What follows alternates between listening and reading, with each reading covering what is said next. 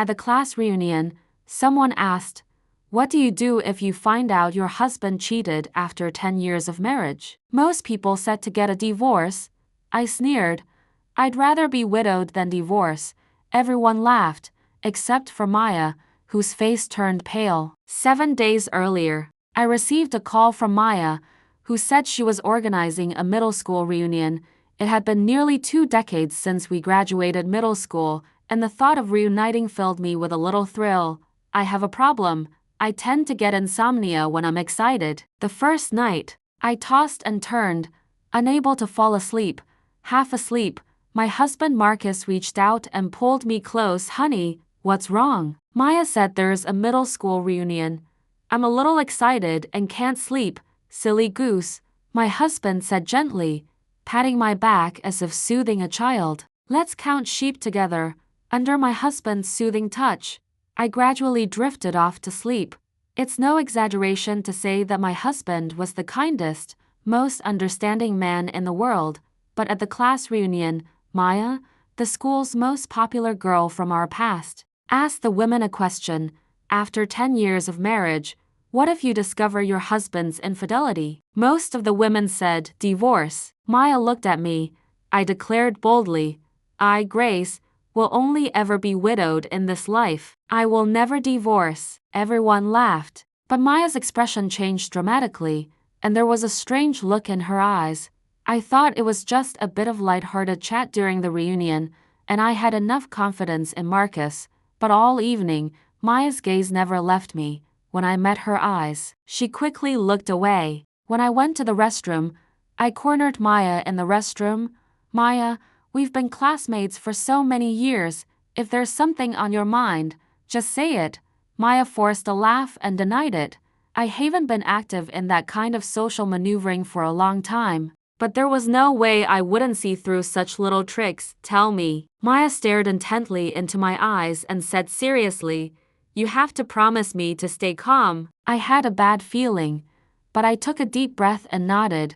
Maya took out her smartphone and opened her photo gallery. It felt like stepping on a landmine, and my mind exploded. These photos were of Marcus with different women. If they were just ordinary photos, it wouldn't be a big deal. I wasn't a petty person, but poses with each woman were unusually intimate, even more affectionate than with me. And his eyes were full of flirtatious undertones. "These you?" Noticing my confusion, Maya smiled bitterly and pulled up another photo. Look, it was a photo of Maya and Marcus. I was about to explode.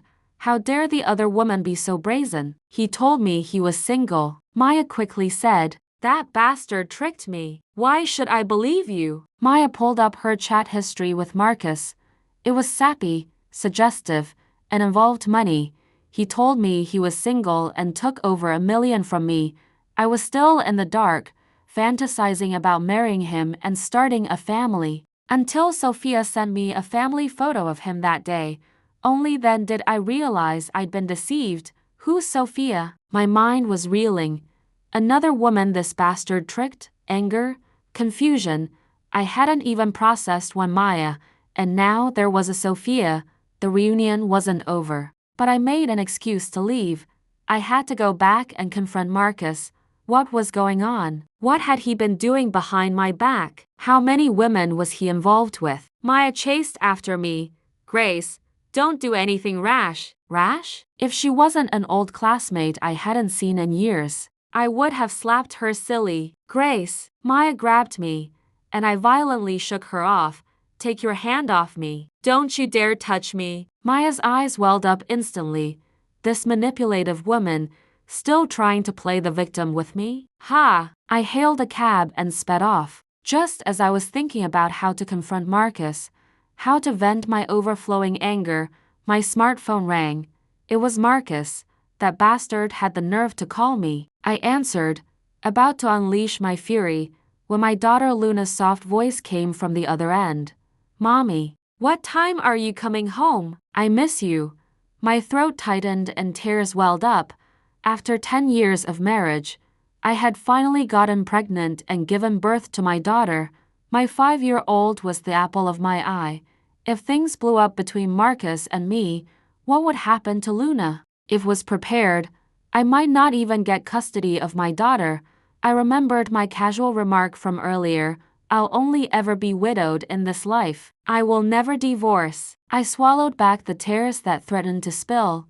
I would absolutely not let Marcus get off scot-free. For a devilish bastard like him, only hell awaits. Back home, Marcus was as attentive as ever, fetching my slippers and running my bathwater.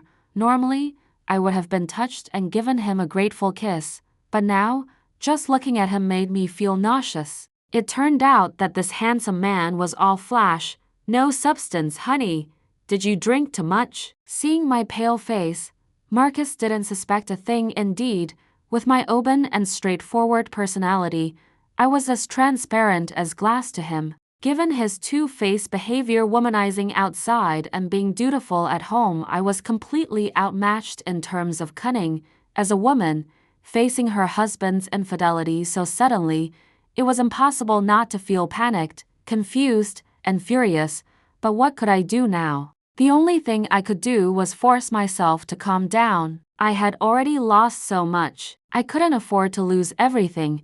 Using his words as an excuse, I pretended to be drunk. I rushed into the restroom and made retching sounds, letting the tears I'd been holding back gush out. I need a shower. I pushed Marcus out of the restroom, turned on the shower head, and cried my heart out. I carried my daughter back to her room, and she quickly fell into a deep sleep. Marcus quietly opened the door, carefully tucked us in, and then quietly left. Everything had happened so suddenly, making me momentarily believe that Marcus had truly cheated. But when I calmed down, and Marcus was so gentle and considerate, I started to doubt the authenticity of those photos. Maya and I hadn't seen each other in over 10 years, since she knew Marcus was my husband. Why would she blatantly organize a class reunion? And why would she openly and shamelessly tell me that she had an affair with my husband? I suspected she had another motive. Was her goal to force me out and take my place? Quite possibly. Maya called again, saying she wanted to talk. I said, I don't want to talk. If you think this will sow discord between my husband and me, I'm sorry, but you've got the wrong person. There was a long silence on the other end. Then the call ended. I sneered.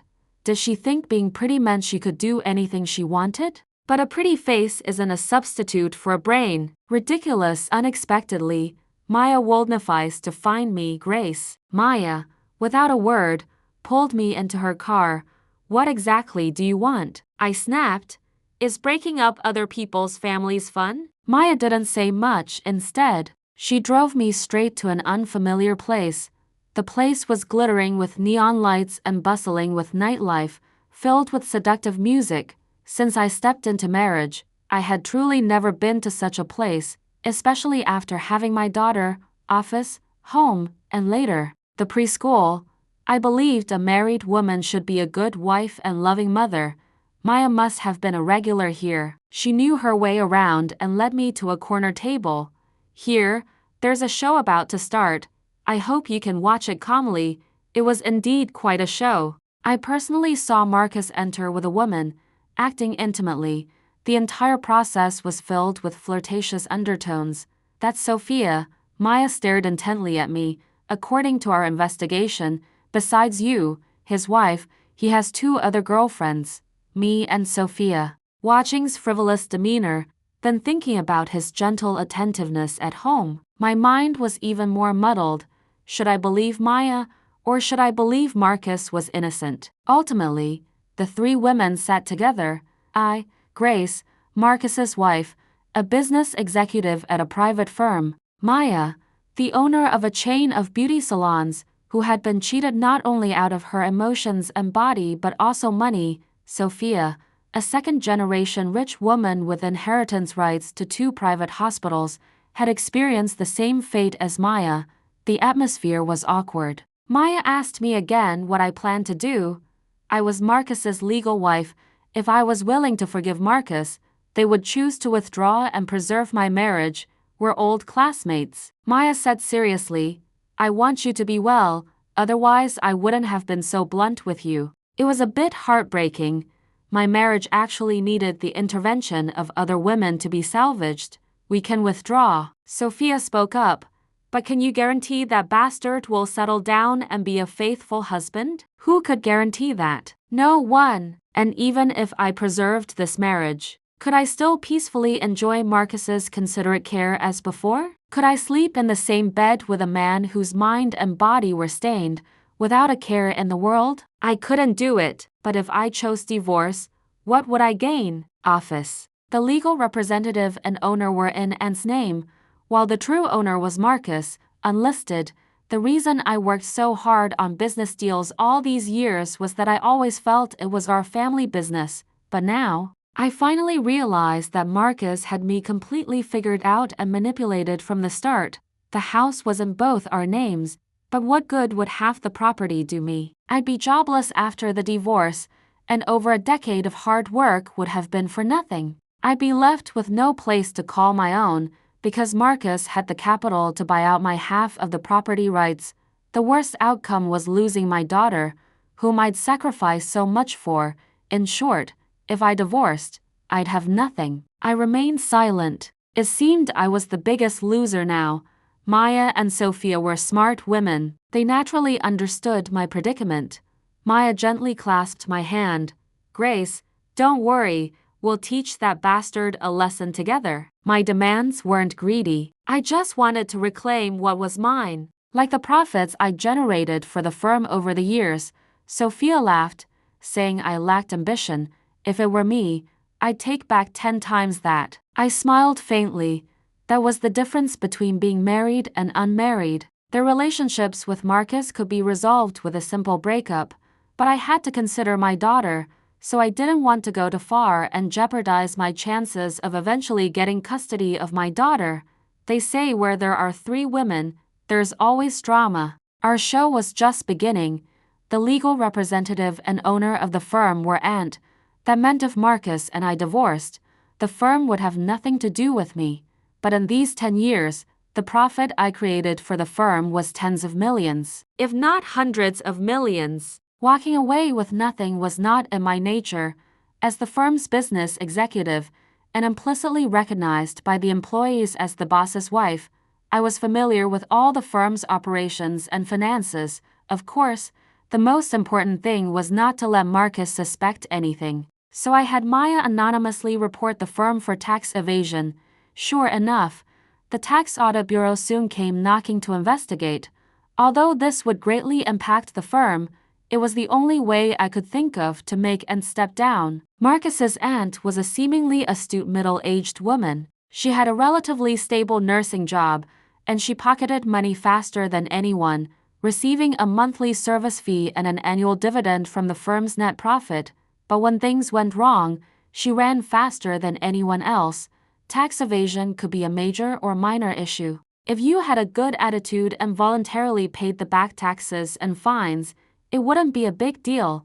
But for someone like Ant, getting money out of her pocket once it was in was like tearing off her own flesh. Actually, these funds weren't coming directly from Ant's personal pocket, but Patricia received dividends based on the firm's profits. Once the taxes and fines were paid, she would implicitly lose out on so much of her dividend. Would she agree to that? Of course, I knew she wouldn't agree, otherwise, our tip-off would be pointless now. With the audit bureau coming to investigate every day, she, as the owner and legal representative, naturally had to be present, but she claimed to know nothing about anything, so she pushed me forward, claiming I was the real owner of the firm and she was just a nominal one. How could she say such irresponsible things? The auditors immediately frowned and asked me what was going on. I am just an employee, I explained frantically, and wasn't having it. Pointing at me, she screamed. This firm was opened by her husband. He didn't want to use his own name, so he used mine. He promised back then that he wouldn't drag me into any trouble, and now he wants to blame me. Dream on. The auditors told me to call Marcus immediately. I tearfully called Marcus, telling him something had happened at the firm and to hurry over. The moment Marcus walked through the door, Ant grabbed his clothes and started wailing. Marcus, Marcus, I asked you why you didn't register the firm under your own name, or your wife's name. Turns out you two were in cahoots to con Aunt. You only gave me a little service fee each month and a red envelope at the end of the year to shut Aunt up. You two are living the good life, committing tax evasion, making a fortune and enjoying life's luxuries. You're truly my wonderful nephew." As she wailed, she threw herself onto the ground and started gasping for breath. Marcus's face darkened. I stood by, feigning a bewildered expression, barely biting back my laughter. Marcus finally managed to calm Aunt down, only to face questioning from the auditors. His handsome face was already twisted in a grimace. After the auditors left, Marcus sat in the office, staring intently ahead, a dangerous glint in his eyes. "If I find out who reported the firm, I'll make sure they pay dearly." Who reported it wasn't important. What mattered was that I absolutely couldn't let Aunt stay with the firm any longer. Aunt was a nurse at a hospital, but nurses were divided into permanent and contract staff, and their benefits were worlds apart. Though Patricia was already middle-aged, she was still contract staff, dreaming of becoming a permanent employee. At this moment, Sophia's role became clear.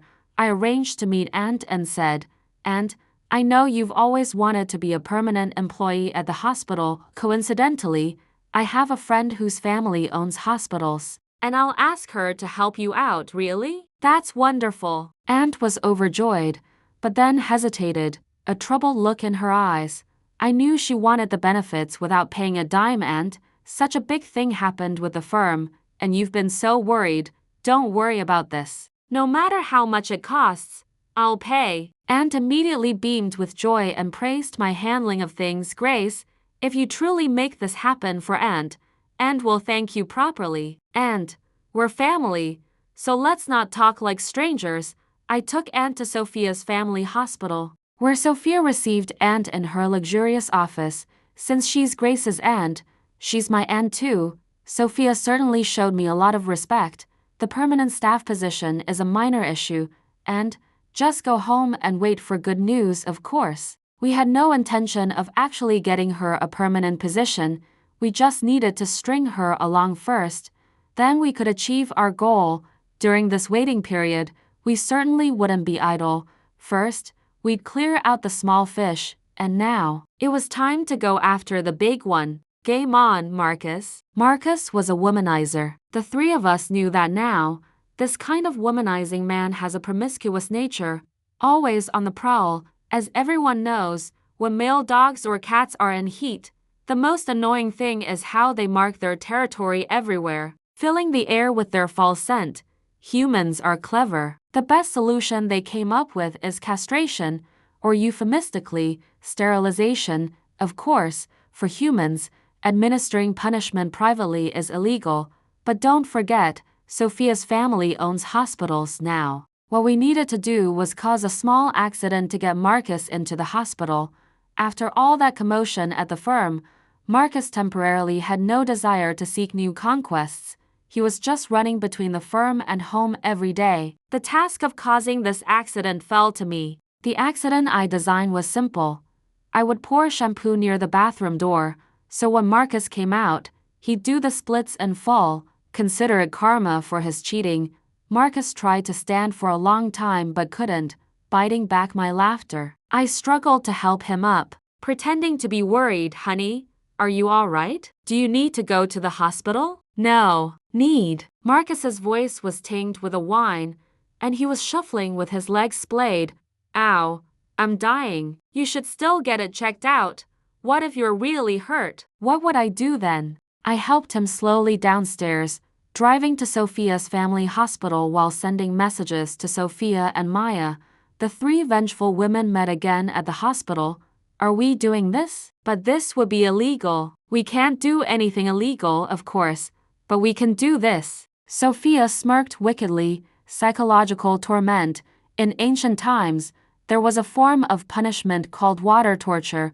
Despite the seemingly harmless water drops, over time, it would penetrate the scalp and rot the skull, causing the prisoner to die in agony. Of course, this is a society of laws, so we wouldn't break them. We were employing psychological torment. Since this hospital belonged to Sophia's family, Marcus quickly had his hips and legs put in casts.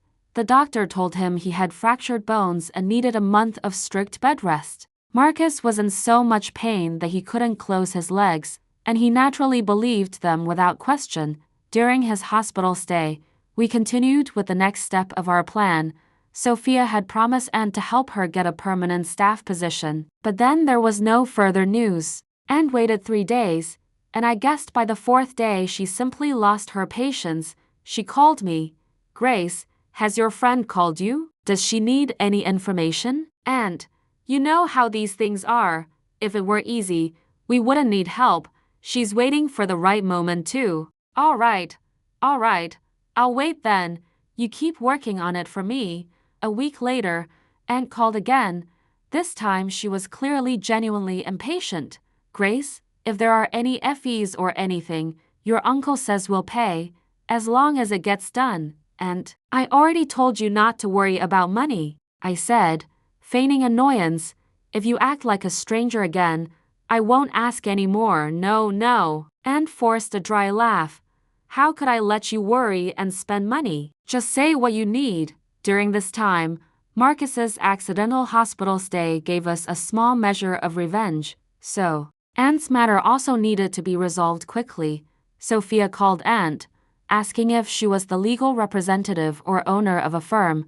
She said she found someone to arrange the permanent position, but when they checked, Aunt had a firm registered under her name, and they immediately refused. "And so you were a big shot. With your status, why were you joking about needing a permanent position?" They scolded me for it. "Aunt, even if you're my friend Grace's aunt, you can't trick me like this, can you?" Aunt was so anxious she wanted to explain, but the more she spoke, the less clear it became. Finally, she could only call me. "Grace, tell your friend that this firm belongs to Marcus and you, not me. Aunt, the firm is under your name. No matter what I say, it's useless. They only look at what's written on paper. They won't listen to my oral testimony then. Aunt said angrily. "What about Marcus? Tell him to quickly change my name out of it, or don't blame Aunt for turning against him." Looking at Marcus, who was lying in bed, drowsy, I smiled faintly. "Marcus, Aunt doesn't want to be the firm's legal representative anymore. What should we do?" Marcus looked up at me, shook his head. "Honey, I'm so sleepy. You handle it." These past few days, we had added sedative components to his for drip. Coupled with the calming incense I had lit in his private room, it would be strange if Marcus didn't want to sleep. Since said that, what more could I say? Taking his ID and the already prepared documents, I took Aunt to the business registration office. The procedures went smoothly. In about 20 days, Marcus would become the new legal representative and owner, and I, in turn, gained half of the firm's shares. Marcus's legs could already touch the ground.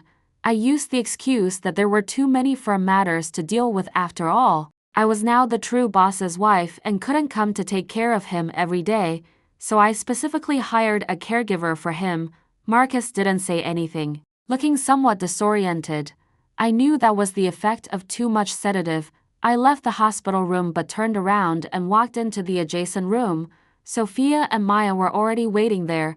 "Is the firm matter handled?" I nodded, looking anxiously at the curtain on the wall. "Do you think he'll suspect anything?" "We'll find out when we try." Sophia abruptly pulled back the curtain. Marcus was clearly visible, with a one-way mirror embedded in the wall. "Wait for my good news." Sophia grinned and walked towards the adjacent room. We watched as Marcus's eyes nearly popped out of his head in shock. He tried to jump out of bed but cried out and fell to the floor. Counting the days, he'd been in the hospital for almost a month. Every day, I repeated to him, "Your hips are injured. You need to rest and not move around." And similar phrases, combined with the sedatives, it subconsciously made him believe he was truly injured. Sophia smiled brilliantly. "What's wrong? Am I that scary?" Why are you here?" "This hospital is mine, of course I be here." Sophia leaned closer to Marcus. "The medicine you're on. I had them prescribe it. Do you know what kind of medicine it is?" What kind of medicine did you give me?" Marcus's voice trembled clearly. He realized something was wrong. estrogen. Sophia giggled. I reckon soon enough, we'll be sisters you. I'll sue you. Marcus staggered. Trying to get out of the room, Maya and I blocked the door from either side, looking at him with bright smiles. You dared to conspire against me. Marcus seemed unable to believe what was happening. He grabbed me. Honey, why are you with them? Honey, you're the only one I love. I coldly pushed his hand away and shook my head. Who are you trying to deceive at a time like this? Bitch, do you really think you've defeated me just like that? Marcus suddenly laughed. He lunged forward and grabbed Sophia's neck. A bunch of stupid women, trying to take me on? Sophia's face turned beet red as she struggled desperately. Maya and I rushed forward to pry Marcus's hands away, but he was a man, and a man at his most savage. We couldn't move him an inch. Sophia's eyes were rolling back, and a faint trickle of blood seeped from the corner of her mouth. Ignoring everything else, I grabbed the 4-needle and jabbed Marcus's hand, but he shoved me away with a backhand, sending me sprawling. Help, someone, help! At the crucial moment, Maya finally screamed. A team of doctors and nurses rushed in and quickly and efficiently pinned Marcus to the ground. Sophia slumped weakly to the floor, and I went to help her up.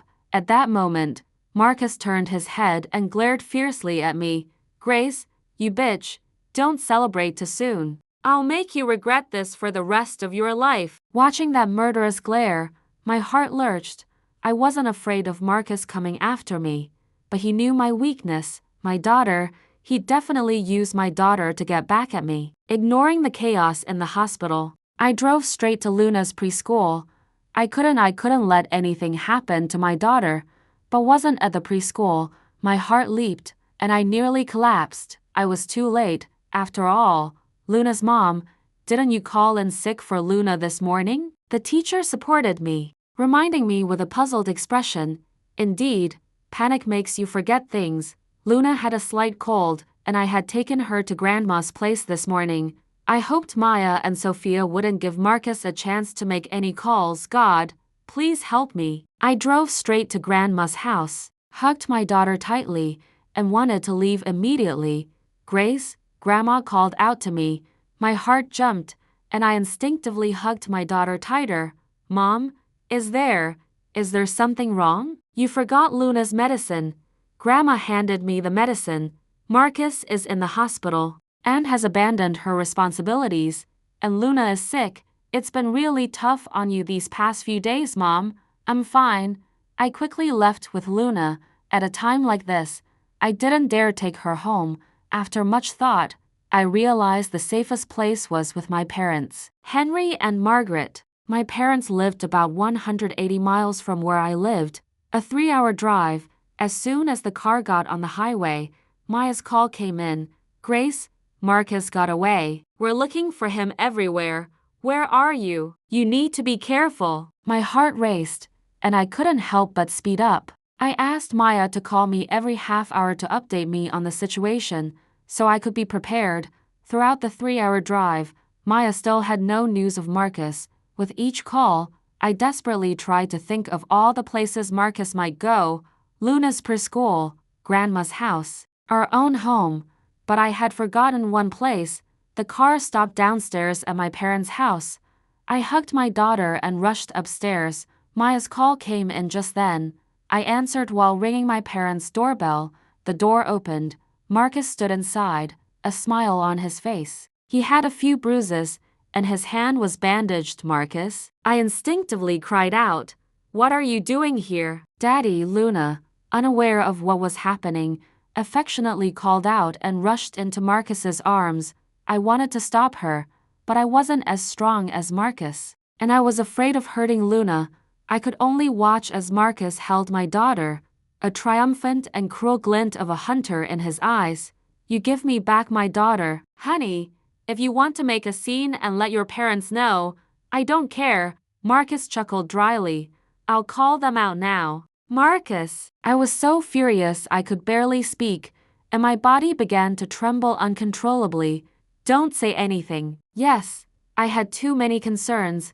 I didn't want my daughter to get hurt, nor did I want my parents to worry about me. Marcus, what What do you want? I'll agree to anything. At this moment, I could only let Marcus dictate. Marcus laughed and pulled me into an embrace. Dad, Mom, Grace is here too.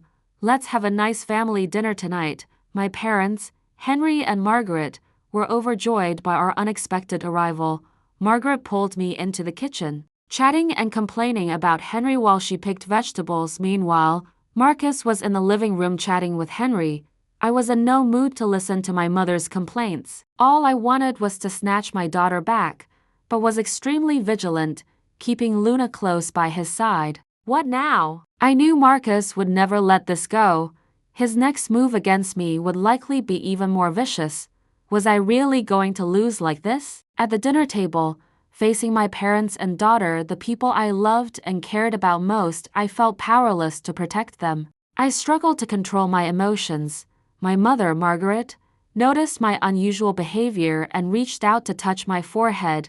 Concerned, Grace, what's wrong? Are you not feeling well? Mom, I'm fine, Mom. Grace might be tired from driving. You eat.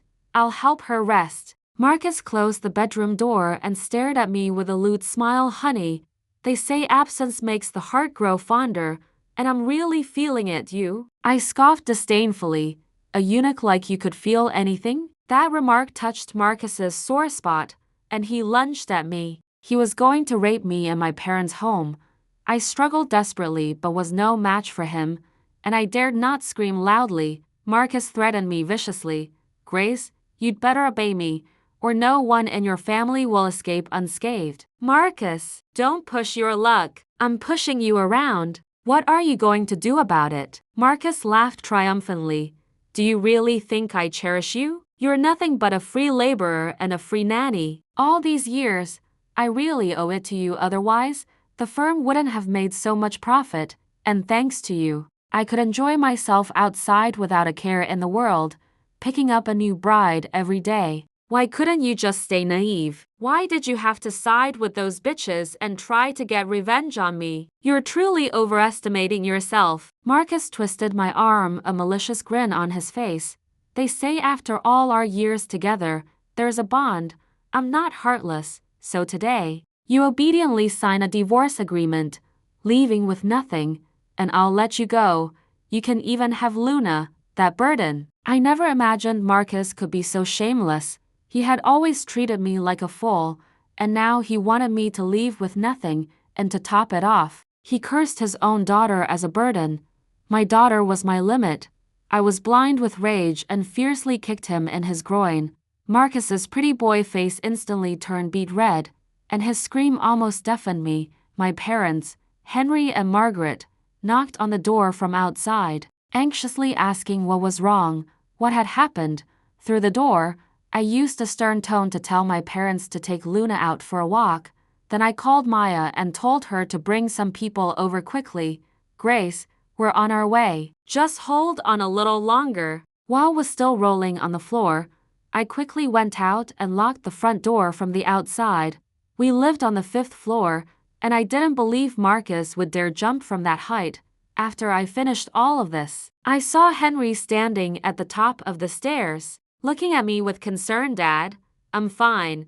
You go find Mom first. I tried my best to act normal, but tears streamed down my face uncontrollably. All my grievances, finally, could no longer be hidden from my father. Don't be afraid. Henry gently patted my shoulder. Whatever it is, Dad's here. Grace, Maya and Sophia, Scrubs, ran up, panting. Where's Marcus? Inside. Seeing them, the last bit of strength I had left me, and my legs gave out, collapsing me onto the floor. Marcus was tightly wrapped in a special straitjacket and was being carried out by several doctors. Grace, you bastard, you bitch, I won't let you off. Maya, Sophia, you bitches, just you wait. Marcus roared, veins bulging on his forehead. Dad, I looked at Henry, explaining softly with a hint of guilt. Marcus, he's not in his right mind. I know, he's mentally ill. Henry shook his head. I noticed he wasn't right a long time ago. I just felt sorry for you and Luna. Marcus was sent to a rehabilitation clinic. They called it a rehabilitation clinic, but it was actually a mental health facility.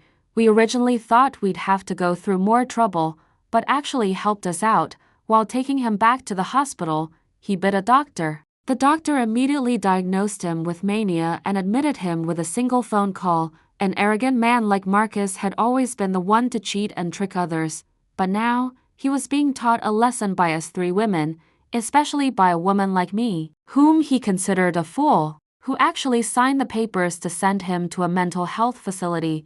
How could he possibly swallow such humiliation? At first, he protested every day. It was common knowledge that the more you resisted there, the more it signaled a severe condition. As a result, he had to take a large amount of medication every day, and whenever he became agitated, he would be injected with tranquilizers. In less than 2 months, Marcus's once vibrant, charming eyes looked as if they'd been hit by frost, glazed over with a dull film. As his wife, I would visit him once a month. I would bring him some good news. I told him I had expanded the firm's business, and the profits had doubled again. At first, he wouldn't listen at all, continuing to threaten me in a vicious tone from behind the bars. Grace, don't gloat too soon. You'd better be able to keep me here forever, or I won't let any of you off the hook. I feigned fear. Oh, Marcus, if you put it that way, I really will have to consider how to make sure you stay here for good. Bitch! Marcus spat at me through the bars. The doctor immediately pulled him back to his room. I shrugged. That man was done for. Time passed quickly. Marcus had been at the rehabilitation clinic for almost a year. I visited Marcus again that day.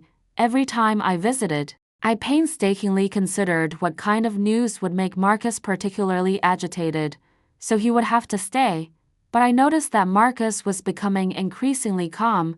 There were times I thought he would be furious and agitated, but Marcus would just give a faint smile and reply with 2 words. Not bad. The doctor called me in for a talk, saying that Marcus's condition had improved significantly. After observing him for a few more days, if there were no major emotional shifts, they recommended he could be discharged, as home was much more comforting than the clinic. Comforting? If we're discharged, I feared Maya and I would never have a peaceful day again. So today I brought some particularly big news, something I was sure would provoke him. Marcus, I have some good news for you.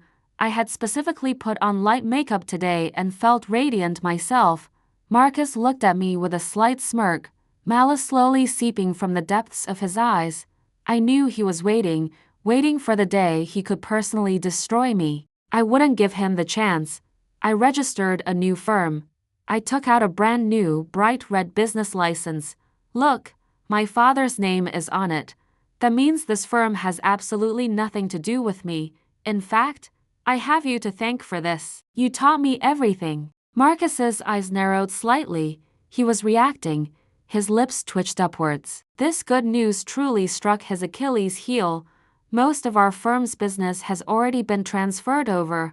I imagine by the time you're discharged, the transfer will be complete. Marcus grabbed the bars. Grace, what do you want? Nothing much. I took out a divorce agreement.